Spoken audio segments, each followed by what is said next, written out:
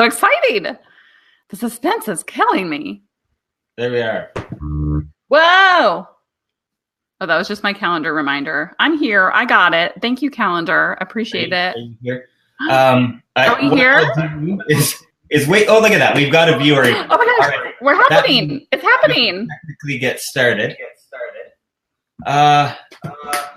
So I am Mike Reynolds, or Everyday Girl Dad, as some people have come to know me, and I have a special guest here today, hosting, who should probably be hosting the whole thing because she is super hilarious and smart, and her name is Jessi. And hi, Jessi, how are you? And hello, Mike. I'm well. How are you? I'm doing very well. Yay, good. I'm so excited. A little reminder to people, the format what we go with here is we, on this end of the video, drink a little bit. Mm-hmm. It's half the situation, right? It's exactly, half of this. It's at least half. Well, it's at least a third if you count the end, right? So it depends on how much power you give the end. Right. And we design a cross-stitch pattern because I figured actually doing a cross-stitch piece would be a little too much. But coming up with a pattern itself would be just fine. And so I put out a call to Jessi to say, who would you like to design? And you chose? I said, Brené Brown, of course, because she is my hero. And I could not agree more that this is someone that we should be showing. So if you look over on that fancy screen that I'm sharing, you'll see a few of the Brené Brown images that Google has set me up. And the other thing that's really important as part of these chats is it is fun to have wine and to design cross-stitch patterns, but I also want to make sure that we have some good conversation as well. And so Brené Brown leads into some pretty great opportunities to have conversations on vulnerability as content creators, but also as people just trying to make a difference out there, taking career paths that may verge from what we grew up seeing and everything. And so there's a lot of different opportunities to chat about vulnerability. And for me, particularly, chat about vulnerability when it comes to masculinity and how I try to be very upfront and open about a lot of my own masculinity for the sake of role modeling and kind of showing how nonsensical and crap it can be. So, yes. I just really love, I just noticed I completely inadvertently, I'm like dotingly adoring. I'm like, like as you talk, I'm all coy and nodding. Yes. I'm like, that's the point of this you're show. really good at that. It's true. I try to just talk for the first 5 minutes and then throw people off guard and then ask them really in-depth questions. So you get that. Oh, I like it. I mean, I'll be vulnerability needs, basically, right? So, and I do see some people already on here calling themselves huge Brené fangirls, and I Yonka loves her. So, hi and hello to everyone who has joined us already. Welcome to the show. So, Jess, I don't know what I'm going to do is I'm going to head over to that screen where I also have something called Stitch Fiddle set up. Ooh. And I'm going to create a chart while maybe if you can kind of give your own ideas on how vulnerability has impacted your life or what it means to Brené Brown or anything that she has talked about specifically has impacted kind of your life path kind of. Oh yeah, totally. I love it. I'm like, if I get like super distracted, I'm like fascinated. I'm like, ooh, this program's fun and interesting. But I'll try to entertain the people. You're gonna have to give input on it anyway. So okay, good. So I'll chime in when carried away by it. That is just fine. Yes, but in the meantime, let me talk about myself. No, I have found, I think especially recently in the past couple of years, that vulnerability and like honesty with myself and who I am has been so instrumental in me understanding other people and understanding like how not alone people can be, especially myself. Obviously, I can speak for myself the most. But I would say probably one of the most recent public vulnerable moments. We're all kind of public people here, right? You, me, some of these people in the audience. I a few years ago was diagnosed with bipolar 2, which means I like to, when I have an episode or, it gets exacerbated, I just want to sleep. I just want to stay in bed for days and days and days. And it wasn't until I had the ability to vulnerably accept, like learning about it. Okay, I want to learn what this is. Like, what is going on? What are the chemical things? What are the environmental things? All that kind of stuff. And when I learned about it and I was like, I feel emboldened and empowered to be vulnerable publicly about it with people. There was like so much power in my own healing and my own like ability to relate to people that either had never experienced it before. Like they were like, oh my gosh, you educated me so much on what this is. There's such like a stigma and a stereotype and misinformation and all of these odd perceptions about it. And then, so it was like, oh, okay. So me being vulnerable and kind of like exposing that part of myself that could, similarly to you, like toxic masculinity and stuff it's masculinity in general is like a stigma for some reason. There's like a negative connotation to it. And you're trying to like deconstruct that. And I was sort of in a very similar place when I learned about myself and then learned about how just uninformed other people were, inexperienced they were with it. And so for me, getting to that place of like vulnerability and openness and transparency and honesty really, like I said, like empowered me to know that being vulnerable didn't have to be scary. Right. Like it wasn't a threat to me to be vulnerable, which I think is a lot of what people's fear is about being just open and honest and vulnerable about something that could be perceived as like a weakness or what have you. Jason Green just jumped in. Hi, Jason Green. We're going to ask Jason to share his own stories anyway, so I'm glad that he popped in. Yes. Jason has real good stories. So I'm already burping from my rum. Mike. This is the point of this show. This is why we try to get the serious part out of the way. Really, really. I know, really, but right? I got into it too fast. Yeah. No, but it's one of those things that I've loved getting to know my own vulnerabilities and like reframing the fear that I know that I used to like associate with like, oh, like that's a weakness. Oh, that's, somebody's going to think this, that, or the other thing about me if I share that vulnerability. Yeah. I feel like that we should make this a drinking game. How many times we say vulnerability or any version of that word throughout. So people who watch it back, or a burping contest, as Jason is suggesting. If the audience wants to take part in that as well, actually, we can even do that as part of comment section. If people would like to throw in their own vulnerabilities, because I think like you, we talked a bit beforehand about the vulnerabilities that we're both tackling. Masculinity is something that I'm trying to talk about. Not that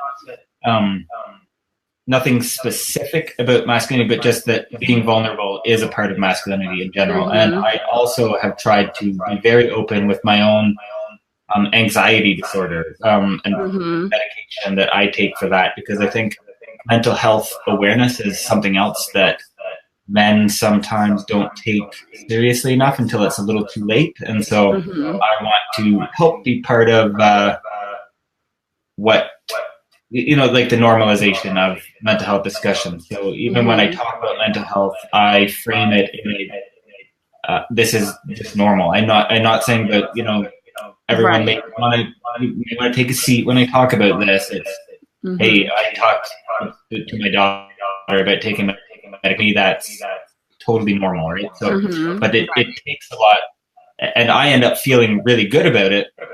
But it's the first time that I do all of these things. It's like, God, can I really tell people this? Like, can I actually go? Yeah, I know. It's like almost saying these words, but then it feels really good after you do that. Crippling, right? Yeah. Like you kind of feel crippled a little bit. You're like, oh my gosh, I am so mortified at the idea of like sharing this part of me. Yeah. And like just like you said, I was going to chime in, but I was like, he's on a roll, let him go. But I was going to chime in and say that I too like to talk about mental health and like, because it's a normal part of me and it's a common thing. And I don't ever like to truly qualify it as like, okay, we need to have a serious conversation about this. I'm just like, I'll talk about it. Like I'll talk about it's Taco Tuesday. Also remember to take my meds this morning. It's like the same conversation. It's the same thing. Taco Tuesday, taking my meds. I mean, okay, we're doing it.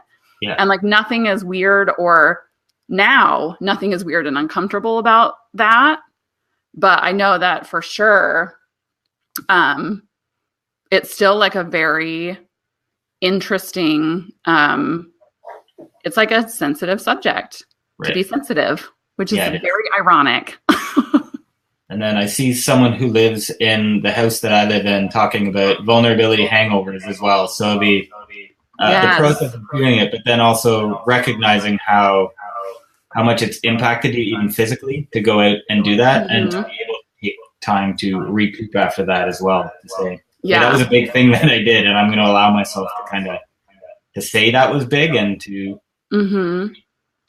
rest from doing that kind of thing. So I think it's and to like give yourself permission to like have it be like spiritually fulfilling, emotionally fulfilling, and like physically like the release that comes from like exerting all of that energy. I'm like all about granting yourself the permission to like experience the full effect of being vulnerable, which sometimes includes like, that's not me farting. It was my phone. But I know, I'm sorry. You can't take me anywhere, Mike. No, but to be like, you know what? I'm going to veg out and take a break. And that was a lot. And I did it. And that's okay. It's okay that like there's an aftermath or like Andrea said, like a hangover from it. Yeah. So what I'm going to do here, I don't know if people heard me. I might as well admit it, just in case I got busted, heard me pour another glass of wine. I wasn't sure how loud that was. It sure sounded loud on my end. Well, I was probably talking so much. So talk about anxiety more. So, I mean, if anyone wants to chime in, what I need Jess to do here is help me pick an image to my.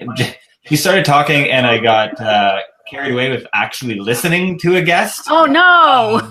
And so I haven't done a single thing about the cross stitch pattern yet. So perfect. I think I need to pick out a Brené outfit, and I do need your support in. I can support you in this. So yes. So what would your image of Brené Brown be? I mean, whenever I picture Brené, I always picture she usually has like when she speaks, she has like very like a hippie vibe, right? Like these all look very professional. I fabulous, of course. But like I remember because I was fortunate enough to see her speak at Mom 2 last month or earlier this month. I don't know what year it is, let alone which day of the week it is. Yes. Okay. Yes. Flowy, comfortable, awesome with Birkenstocks. That's totally how I picture her. So flowy, comfortable, awesome with Birkenstocks would equate. See, this is the other thing right now. So this is what's tricky because right now the patterns that I've been working on are Golden Girls patterns.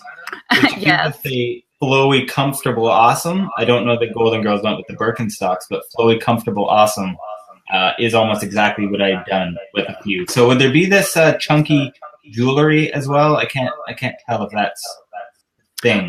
Yeah, I mean, she does a lot of like layering bracelets and that sort of thing, like maybe a statement necklace type deal. Seeing a jean jacket here. Yeah, the jean jacket. I was totally just gravitating toward that too. She does the jean jacket pretty often. Okay, I'm gonna go with the jean jacket. Yes. Just throw a blue color in there, and then I think Maya, right? Yeah, so that would be if she's wearing. I just need now Andrea, who's upstairs in this house, down here with me. Now that I've gone to a jean jacket, though, what pants do I do? Ooh, I would do. Oh, that's a good call. That's an interesting call. Okay, so jean jacket. She usually does like a black, like looser slack. Okay. Maybe. I'm saying this, and it doesn't really matter very much because I don't have a lot of variety in my design. So I'm saying, right, like you couldn't do some elaborate like gown in the pattern world that I have. So, how about she wears some tight black pants because that's what I know how to design. You know what? I think that will work. That will work. Yeah, that's what she wears. That's right. And I can do under the jean jacket a longer shirt, like a tunic. Yes, like a tunic. What color should the tunic be? I say let's go with like a tan tunic. Add the black. Add some kind of tan tunic. Add some tam tunic. What tam tunic? Is that what we're talking about here? We're talking about tams. Elizabeth wants to know if we can do a maxi dress, like a long skirt. Elizabeth, I've been known for those as well. Yeah, I could do that for sure. So it's still underneath the jean jacket then? Yeah, I think so. Yeah, tan tunic. It sounds like a swear word on like. It does sound like a swear word. It sounds like a Star Jason, Wars. shut your mouth. Tan tunic, or like a planet. So how do I? Okay, I'm gonna do this. I'm gonna bring us back to some form of. Oh wait, I need a shoe color as well. Oh, shoes. We'll do like a tan shoe. Okay, I'll keep the like tan. Like a Birkenstock sandal. Yeah. What kind of? If we're doing like a longer maxi dress, what color should I add that? What color should that be? Oh, the maxi dress? Yeah, taking tan away for the shoes. Okay, so are we doing tan on the dress? Let's do something else on the dress. Okay. What if we did like a black or a purple? Yeah. Oh, we can definitely do that. Yep. Okay. Here and here. So yes, get those cankles out of there immediately. Definitely got that. No, we just said maxi. I don't need to leave any of this. Let's get rid of this entirely. And then we're gonna bring it back. She doesn't need any calves. We're gonna bring it on back. Here. Tan tunica ween. Chris Klein with your hilarious Star Wars pun. Okay, I want to get back to some discussion stuff first here, actually. So, okay. Look at that. Hi, Chris. How are you? So good. I work with Chris during the day too. Actually, I just you do. Yeah. Well, he just couldn't get enough of you then, huh? Well, me and Chris we have coffee date tomorrow too. Hopefully, I'm not blowing that. That would not be good. Hopefully, that's not. Oh, I thought you were throwing it back to the guitar. Okay, vulnerability. What is one of the most vulnerable things you've done then? I guess. I mean, you talked about. I did talk about it, but I think that. You can say as well. Do you remember the thing that I talked about for the first 10 minutes? That was it. I mean, I could. That's part of it. That's one of the biggest, like one of the most vulnerable things I've done. I think that the other a more notable, like vulnerability I've had has been just allowing myself to be vulnerable with myself. Right. Like I'm a super empath, but I'm not very kind to myself. You know what I mean? So like I will tend to not.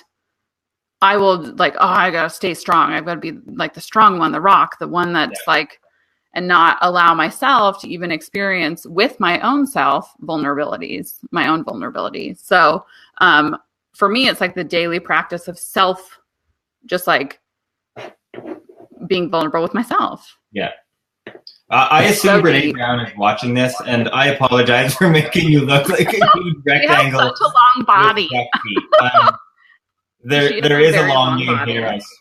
I swear. There's a long game, Brené. This is not it. More will happen. It's not the finished product. No, I feel like you know what she kind of looks like at this point? Is she kind of looks like somebody who got into one of those like paper rolls, like a big giant paper roll, and they're just like in it, or like one of those like a construction tube. I don't know what I'm doing here anymore. I feel like I've lost control of everything at this point. Thanks a lot for coming on, Jess. This was great. I appreciate you spending time with me here. I don't think this show will ever be on again. Thank you very much. Set everything on fire. Okay, let's as this is. I'm just impressed with how, like, I mean, I know this is not your first rodeo, but I'm like so impressed with how quickly you're doing this. Yeah, I gotta tell you, it's like old hat for you, but I'm like, what? It's first time, a little bit about my my cross stitch journey. Mm-hmm. Oh, I'm curious about this. Share. I started it off thinking I would try like a project, and it would take me a year to do, and then I'd be like, cool, that was a fun year, and that was a cool project, and I'm never gonna do that again. Mm-hmm. And then look at that, she's coming together now, eh? I know. See, she's a real lady with no eyes. I love it. What color are Brené Brown's eyes? Actually, now that we're thinking. Oh, I don't know. I'll Google it. Okay. And then I started with a Michelle Obama thing, and I actually really, really loved it. And I said, you know what, I think I'm going to do more of this. And then I started realizing it was when I looked for Black Panther stuff, actually, that I was like, holy crap, there is no Black Panther stuff. How is there no Black Panther stuff? And at that point is when I said, there needs to be better representation in cross-stitch. And and so I decided, I'm gonna pretend that she wears her sleeves rolled up here. Give him Brené rolled up. That's an accurate assumption. Mm-hmm. Okay, so she has like greenish-brown eyes, hazel. Okay. Again, anything beyond like green is like, it doesn't matter anymore anyway. So I'm gonna pick some ridiculous shade of green. Her eyes are hex number 73. Just kidding. You're like too specific. Leave it alone. Leave it alone. I'm on a bit of a Charlie Brown look here. I'm not really doing much, many favors to a very amazing person here, but okay. I'm gonna leave this again. Here. Let me make sure I don't lose this. Don't lose it. Okay. When will we see a cross stitch tattoo? Yeah. Remember that I would eventually like to be Brené's best friend. Don't ruin it. No pressure. Okay. No pressure. Cross-stitch tattoo, actually, I do have a plan. So, Jess, you're going to have to tell what you're drinking as soon as I was going to get a Miss Marvel, actually, cross-stitch. And then I got a Miss Marvel lightning bolt on my fingers. So now I don't know what to... See, there's another vulnerability thing. With the tattoos as well. The tattoos have brought so many discussions. It's ridiculous. I can go anywhere, and I am one of the most introverted people on the planet. And I could have 15 conversations with anyone I walked up to with a t-shirt on, because the amount of questions I get about kid drawing tattoos. I mean, and so now to have gone on to my fingers. My mom's not watching this, and she doesn't care anymore anyways. But no, Mom, if you are, cover your eyes. Yeah, it was a stretch. So a fun stretch, though. So, so yeah. And then now, what are you drinking? Jason would like to know. So I am drinking rum and club soda. Not a go-to for me. This is not a typical for me, but I decided I'm going to drink clear liquids this evening. Clear liquids, because it is a Wednesday after all. As a bit of background for the viewers too, 3 minutes before this started, she didn't have any drink whatsoever. So I feel like she may have grabbed what was closest to the computer and said, "Hey, this is the cocktail for today." And that is how this drink. She says not a regular, and I'm telling you, she's never had this before in her life. So never. Completely. Well, this so and impromptu. This together. So impromptu. Yeah, can't tell. Actually, I don't like the. I'm going back to Brené Brown again. I'm gonna get rid of some of this stupid hair too. What have I done? What have I done to Brené Brown? You gave her a bowl cut. What were you doing? No, but I wanted to kind of chime in on what you were talking about. See, my friends would make fun of me because I could pretty much become friends with like anybody in public that I don't know, strangers. Like I am an extroverted introvert, like through and through. Yeah. So like when I'm in public situations, I have to like limit myself to the amount of time I'm in them. But while I'm in them, I'm not like, oh, I have to get out of here, you know? So, but I too have, the frame, but all of my tattoos are on my forearms. So when, I'm out in public in a t-shirt, people, it's the first thing, like, especially drive-throughs, specifically coffee shops, when I'm like paying, people are like, oh my gosh, your tattoos, and they're pretty intricate, and they all have backstories to them. And so just like you, I could talk for, no less than a dozen people in the span of time where I like go run one errand about my tattoos, and just like, but a lot of them do have like vulnerable or like deep meanings behind them. So it's like, even having those conversations with strangers is a point of vulnerability for me, because I'm like, even though I'm so comfortable with them, and obviously like I put them on me permanently for a reason, it's still interesting how like when I first got them, I was like a little uncomfortable, because I was like, oh, this kind of feels a little intrusive that you're so curious about this. And then I was like, well, but why though? Why it's not so intrusive as much as it is like you, Jess, are just uncomfortable because it means you're being vulnerable about like your truth and like your experience that led you to like mark your body with this symbol. So it's very interesting. Yeah, tattoos are weird, eh? Tattoos are funny things. They are. They are so funny. I clearly enjoy them very much, but they have a lot of stories that go with them. It's pretty wild. I'm going to go back to Brené because I'm struggling here too. I've never done Birkenstocks before. One, you might be able to tell because you look like some kind of winter boot more than anything. And I don't know where to go with them. And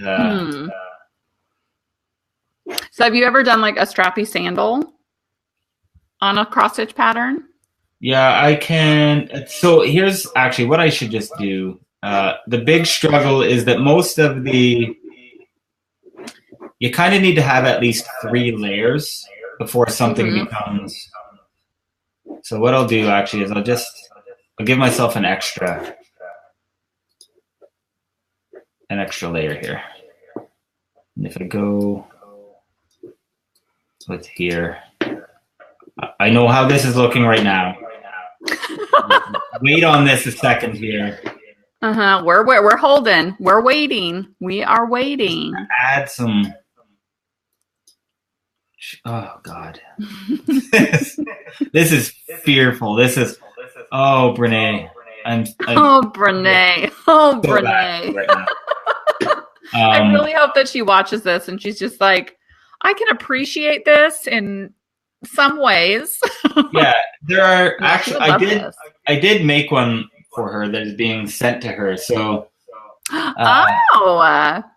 it's much, unfortunately, maybe better than her own one. Now, would it help if I just expanded this? Would you go out, or is it better?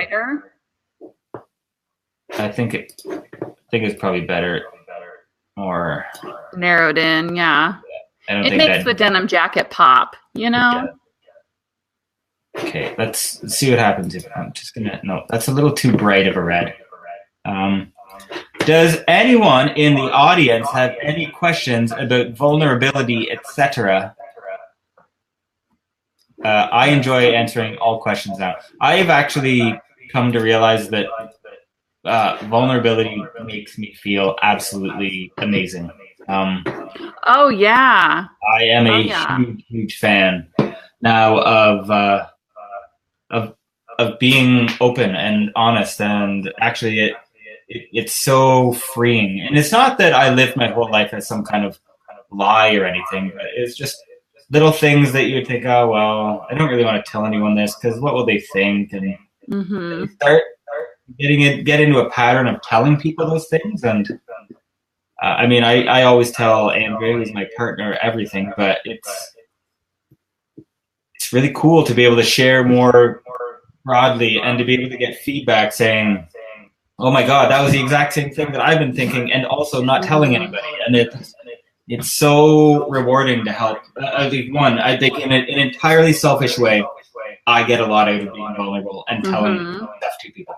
But two, I also selfishly really enjoy the opportunity to help someone else say something or do something that they've wanted to say or do, but haven't felt comfortable enough to do because they've never seen anyone else talk like that. So talk like that or do it. Yeah. I want to chop in. Okay. The rum is hitting, folks. The rum has arrived. I want to hop in. I will not be chopping anything. And just say Karen is chiming in a little bit on Brené's aesthetic. And she said Brené is also a fan of cowboy boots if we're having too much trouble with the sandals. And she often wears large earrings. So. Now, Karen, what would give you the impression that I was struggling a little bit with the sandals? I don't understand. Well, she didn't say you were struggling.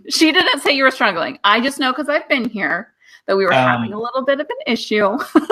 if I'm going to do a cowboy boot, can I go with like a darker brown, slide into a darker brown territory, or do I stick with a tan? Oh, yeah. Do it. And now here's where my own fashion limitations come in. I've never worn cowboy boots with a maxi dress before.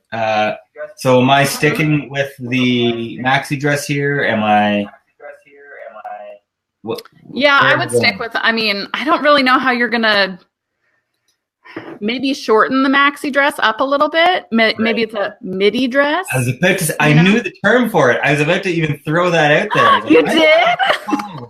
Yay. Because I just shopped for my own, actually, you know what? I can probably, even if I do cowboy boots, leave that. Oh, what have I done? Leave that X pattern. That's actually a pretty good cowboy boot pattern. Yeah. Okay, let's see what happens here if I... You know what? We may be talking here a little bit. Yeah, you know what? I like this. Thank you, Karen. You're wonderful. Karen is wonderful, though. I just want to throw that out there, that Karen is... She is wonderful. I agree with you wholeheartedly.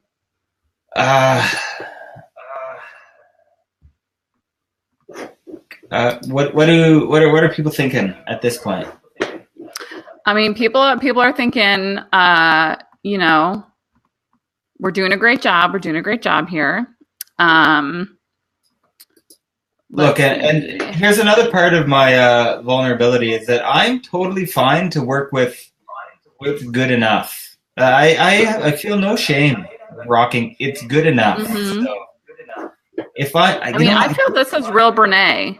I see her. I see her in this pattern. I can't tell. Surprisingly enough, the jacket's starting to give me pause. Oh, the jacket's giving you pause, huh? I don't normally. Just let me see what happens if I extend the arm by one notch. Chop her hands off. Let's see what happens when I get rid of her hands. Oh man, what do you think? Was arm length better before? What? What is happening? What have I done? Okay, let's go here. Okay, I'm going back. I'm going to stick with this. Mm-hmm. This is Brené for right now. Oh yeah, huge earrings, right? Yes. What I saw a lot of blue in the. Mm-hmm. She does love her blues. She loves her blues. Saw a lot of the blue necklace, but oh, you know what? It doesn't look like she wears the glasses an awful lot, eh? No, not too much. How about one of these scarves? Is that a common thing, or is it? Oh yeah, a scarf. A scarf is good. I could either do a scarf or a necklace.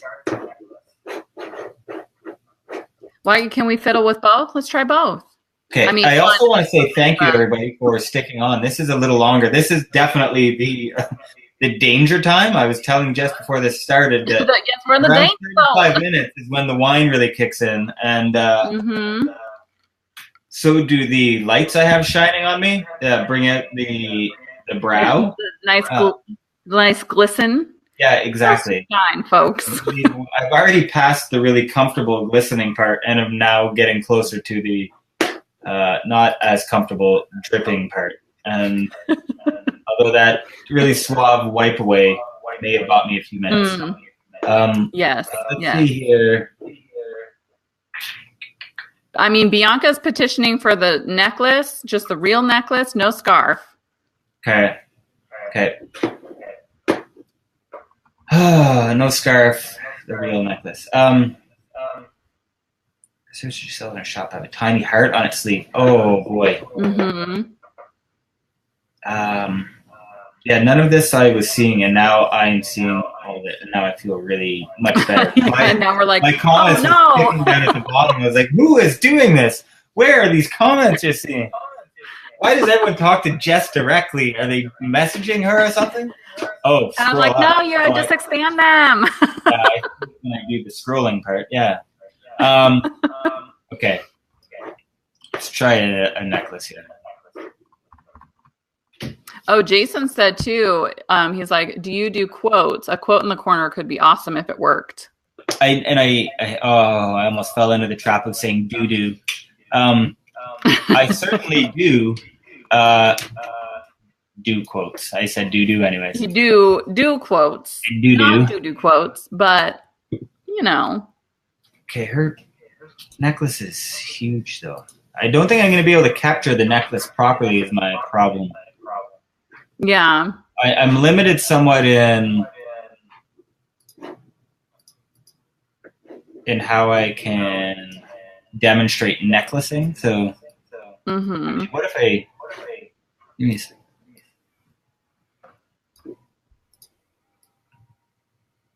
Okay, so we'll give her this back. Can you tell I'm a real expert on this? Oh, yeah, I can. If you want to come sponsor this program, feel welcome. I obviously know how to use the product very well. Karen just had a really great idea in the comments. She said, make it a heart necklace because she talks about being wholehearted. And Andrea just said she cranked the air conditioning because... Oh, that's so sweet of her. You can see the dewy brow. He doesn't melt. Make it a heart necklace. That's great. That is true. Isn't that good? I think that's good. That fits like... So here is the only thing that I will say about that. I will do that, but I can't demonstrate that in my pattern building. That's something that kind of has to... Because I can't do a line here or anything, Right. So you can't do like a half. Yeah, so I can say to everyone, yes, I'm going to do that, but I can't, not until I have to put it together will I be able to demonstrate that I've actually we'll have to believe it when we see it. Yes. So. Yeah. Well, I trust you. I trust that you do it. Everyone who's still on here, I'm going to say the word vulnerability. And what does that mean? Oh. Yay, everyone knows it meant... we did it. Yeah, I mean... Everybody, you and me. Yeah, well, I could see the and people... like the people at home. Yeah, sure. I could see them doing that as well. Jess, I don't want to keep you too much longer, but are there any other words of wisdom or questions that... I mean, I've asked you a lot of questions. Do you have any questions for me about vulnerability or... Is there anything? I mean, it's so hard. It's so interesting to do this because, like, you know, I've kind of had these conversations like not live on the internet. So I'm like, oh, I know everything. I'm like, oh wait, but the people don't. No, I don't exactly either. That's a very bold statement. I'm like, I know everything about Mike. Don't even worry about it. Of course. That's how things work. No, but I want to know. Yeah, I want to know what your most vulnerable moment has been.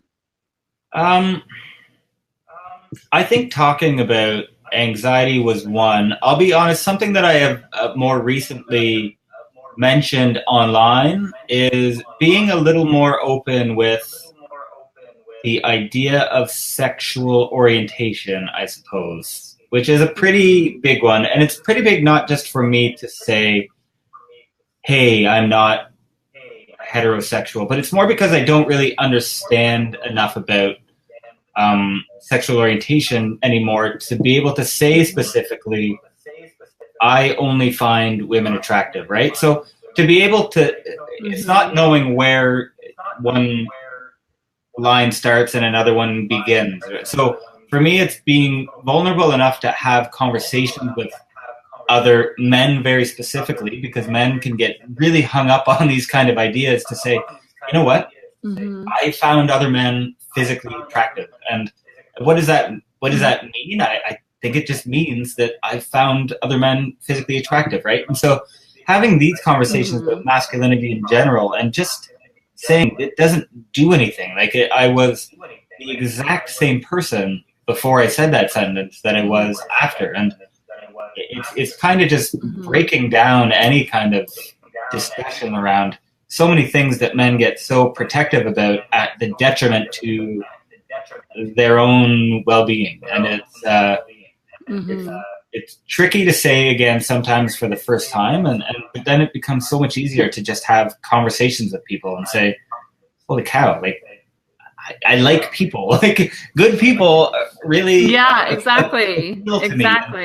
Like I can have attraction to humans who I just just radiate goodness and everything. And I think that was an important thing. If I'm going to talk about men being vulnerable and the true belief that the feminine qualities in men are so worth praising and promoting, then I can't sit back and pretend that there aren't men who I'm around and I'm like, you know what? I love being in their presence. Like this means a lot to me. And so it's not saying that, and it's the hard thing that I have is the distinguishing between what is a sexual relationship and what is just purely attraction to other people, because they're so open. Like they're just so like you get stuff from being around them. And I think that it's just starting those discussions about what that means, but saying I no longer want to pretend that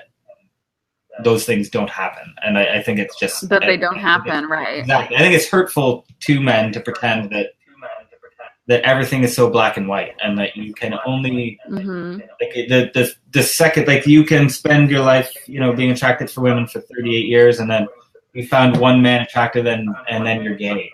And not that there is anything wrong with orientation, but it's just that people refuse to play around with orientation. It's something that tends to be either one thing or the other, as opposed to saying, look, people are attractive and people are good and people are worth being around. And I think it's those conversations. Yeah. I think it's my most vulnerable thing because I feel the least like an expert in that.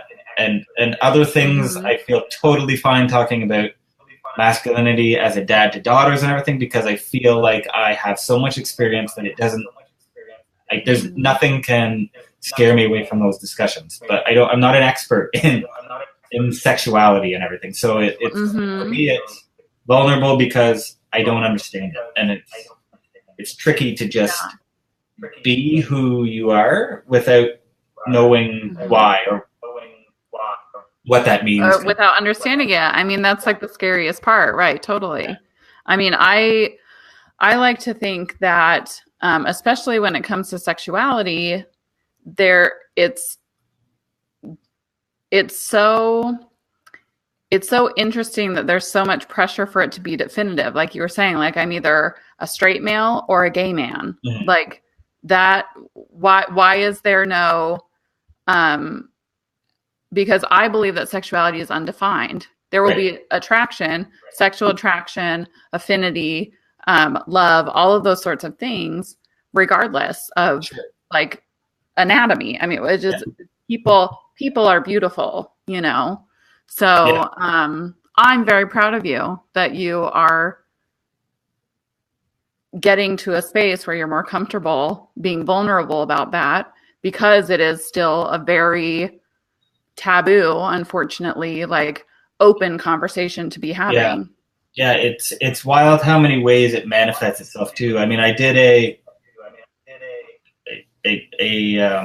boudoir shoot like probably 2 months ago. A boudoir, yes, I loved it. And I did too in the end. Like, it was a lot of fun, and I wasn't worried about doing it for what people might think of it. I was more worried about doing it because I don't have the greatest body image in the world, but when I was talking to the photographer too, she was talking to other men who would say, yeah, I'm really interested in doing it, but is it for straight men too? And it's just this idea that what in the fuck does that even mean? That makes no goddamn sense. Do you want to do it? Yes or no is the question. And if it's yes, then do it. Exactly. And that was the part I got to a while ago, was just saying, if I'm not doing something, why am I not doing it? Is it because I'm worried about what people will think about it, or is it just something that I just don't want? Like, I don't want to go on roller coasters. I don't trust roller coasters. Right. I'm not going on them. But if it's, I don't want to do a boudoir shoot, because what if Johnny X thinks that I look stupid, or is it?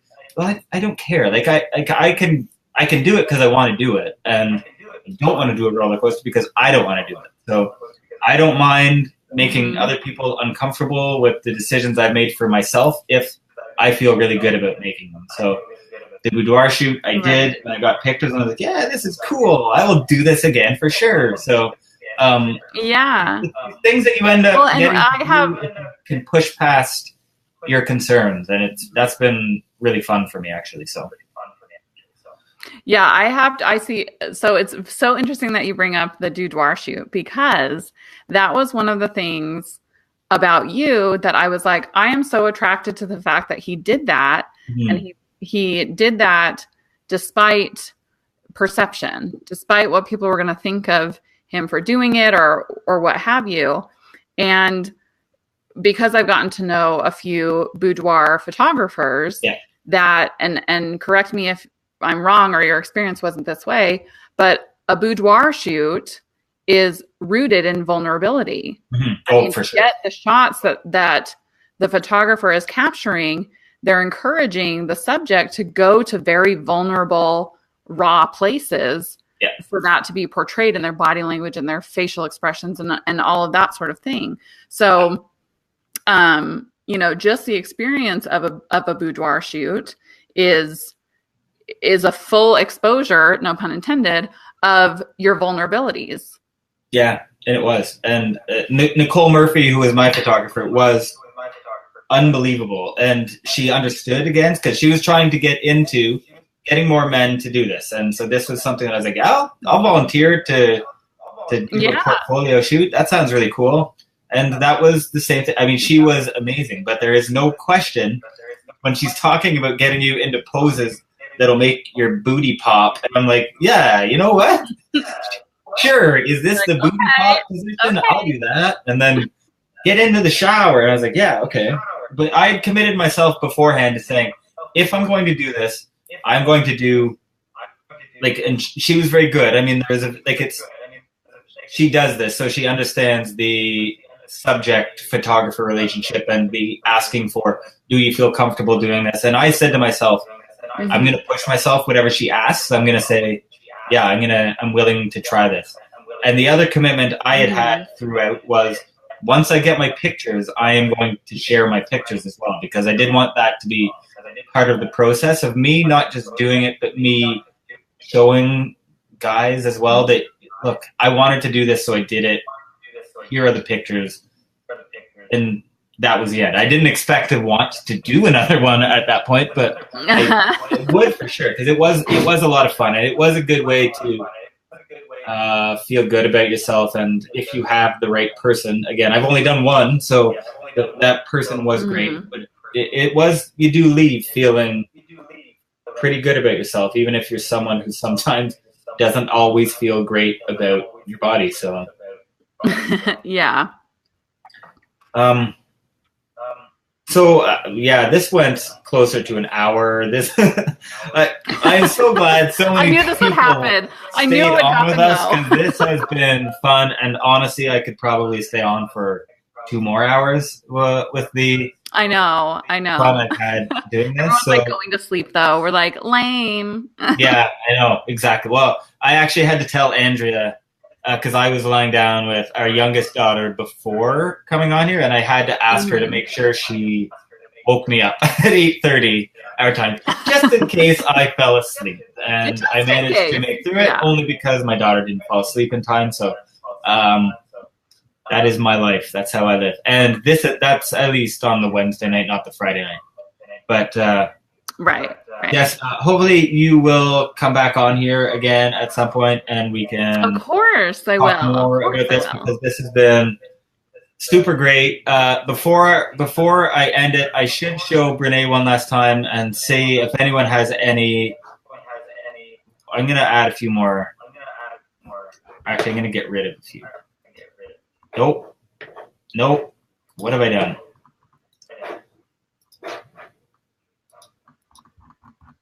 Oh, I shouldn't have done this. Okay. I'm going to leave it like this for now. If anyone has any last minute, it's like being at a wedding, I suppose. Anyone who really does not want to see this put into final cross stitch, speak now, or this is going to be Brené. I may make a few small changes when I go into development, but by next week I will have an update on what I've done. It's perfect. Thank you, Bianca. That's very kind.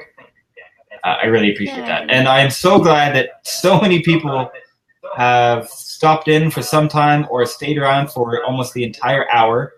That is super appreciated. I don't currently have a Friday person, so we'll be back next week with another show.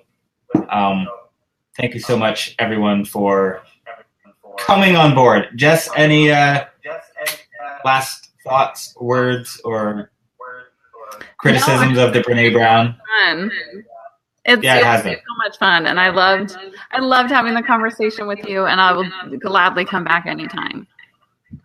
Okay, well, expect a message really shortly then, because this has been super awesome.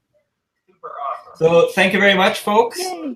And I will talk to you very soon, Jess. Thank you so much for coming on. Bye, everybody. See ya.